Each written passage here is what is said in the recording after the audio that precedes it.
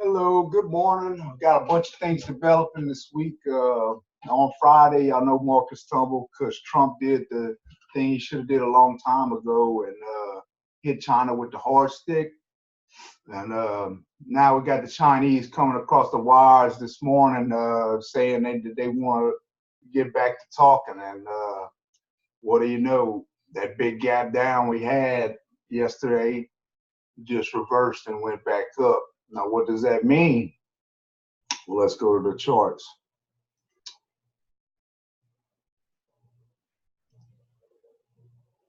All right, let's share my screen right here. Here's the article that just made the news.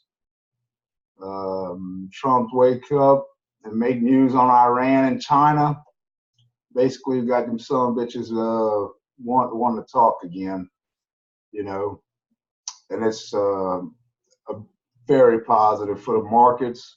I've decided I'm gonna go over six of the biggest markets in the world. I'm not going to go into individual pairs because that's what I'm going to be doing with my business. Once you see that I know what the fuck I'm talking about, you'll be able to come in and copy my trades, get in and get out. You won't be having to do any of the work. So there's that. So the first one I'm going to start off with is gold.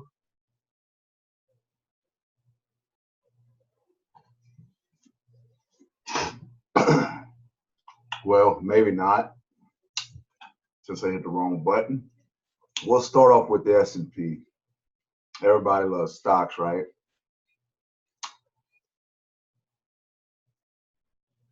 Look at this.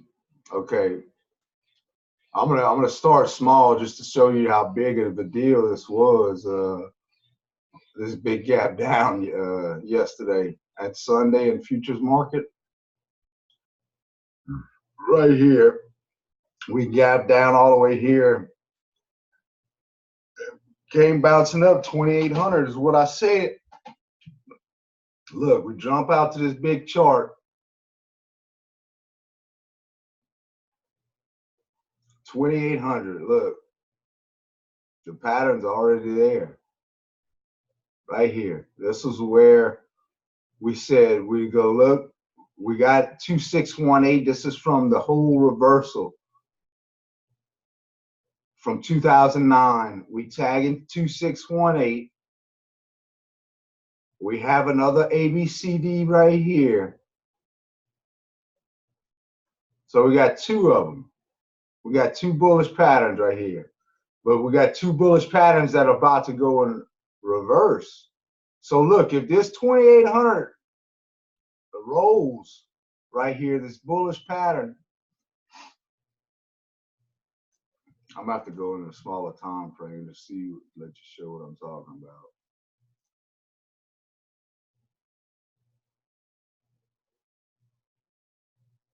See this 2800 right here? We got two of them. We got two reverse ABCDs. One starting from October 2018, and we got one starting from May 2019. Okay. Well, this smaller one is what we're looking at right here. You see how it came? Bam, we hit 127, boom, 70, 86. So I know this 2800 is tough. This is exactly where we're bouncing from today. Look at this. So whether or not it was Trump that fueled this little shake back, we could say it was, but we knew we had support at 2800. Now we go up and we don't get past this 50% retracement and we dive back down, we look, we come back, we short to, it's going to be to the bottom of this channel. And it's going to be around 2,500, I think it will be. 2,500 with you'll have a bat right here too coming in at 127. But I don't think that's going to be going down unless we have some more negative news coming across the wire with this China shit, which shouldn't be happening because I think they getting how serious this is Trump is. He's not gonna back down on this. He's not gonna. So yeah, you'll probably break this channel and come all the way back here, 2,400, something like that. But honestly, I think if 2,800 goes, you get ready because we're coming back down this way. We want to test 2,000. But that's just me, and that's a lot. That's a long ways down the road. All right, here's the dollar. Another same exact. What happened with stocks? Look at this.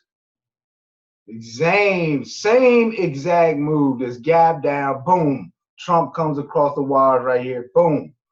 Come back up. So what do we do with this?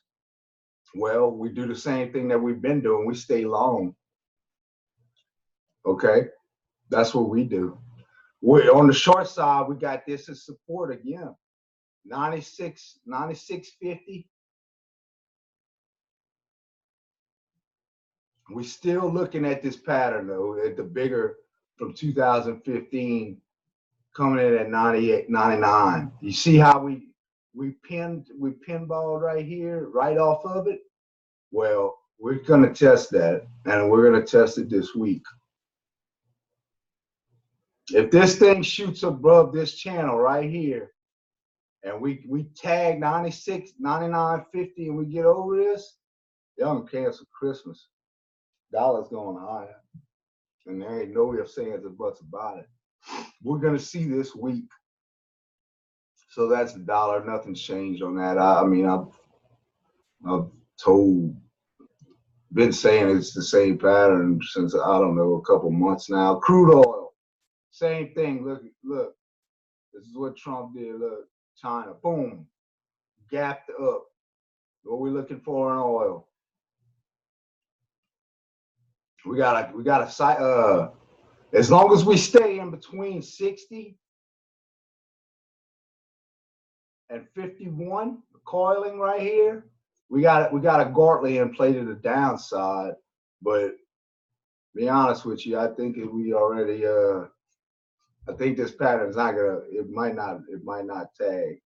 But if we go and get above 58 right here over these moving averages and we stay coiling, look for one more draw down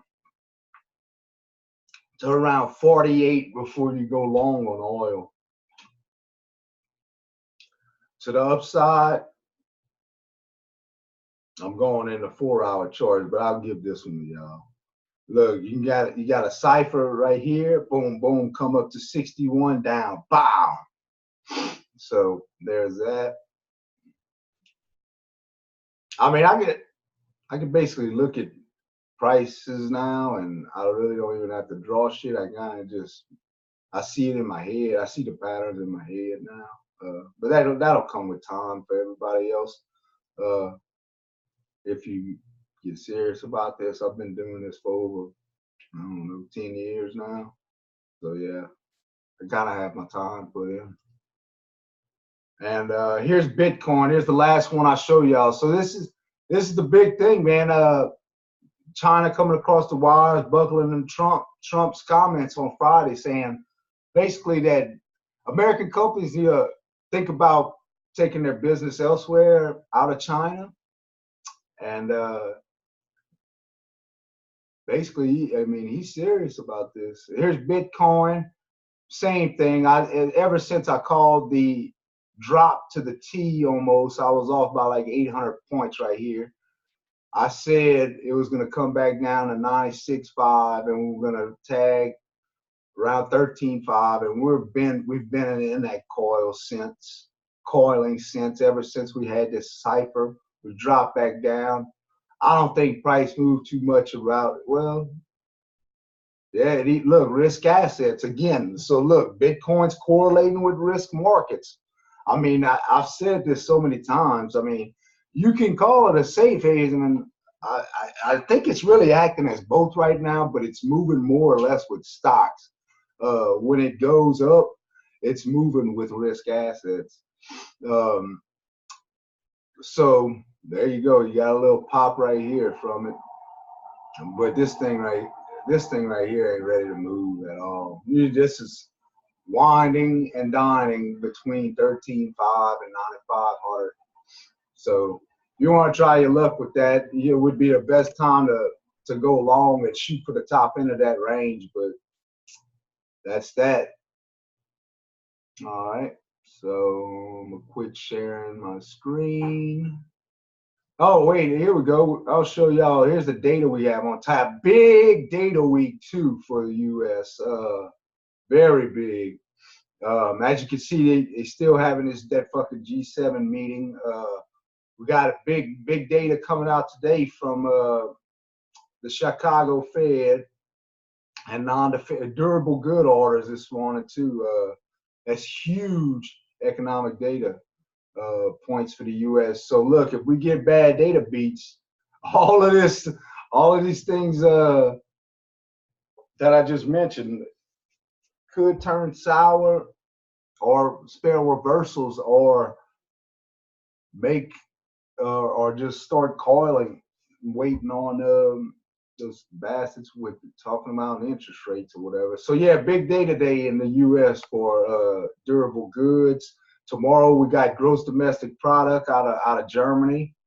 A little bit of housing data tomorrow, and consumer confidence is usually a big data point. And Wednesday, consumer confidence out of Europe's pretty big. You got the money supply. That data coming out. Two yo-yos from the Fed talking. And the big day is going to be Thursday. You got unemployment out of Europe and Germany, CPI, and you got industrial confidence, and basically CPI is the big one. Guys, you got CPI out of Europe tomorrow, and you got GDP out of the US on Thursday. And Friday, I think, will be the CPI of the USA. Yeah, CPI, yep, personal income, CPE, same shit, basically. Personal spending. So Thursday, Friday, and today we got big data points coming out the US. Let's see. I think they're expecting the U.S. to produce about 2.0 to the upside. Let's see.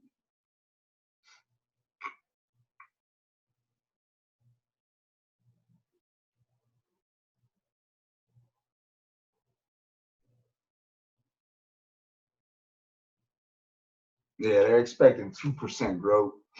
So long ways from three, huh? Well, we'll see. You know, we never know. We get surprises every now and then, but yeah, that's it.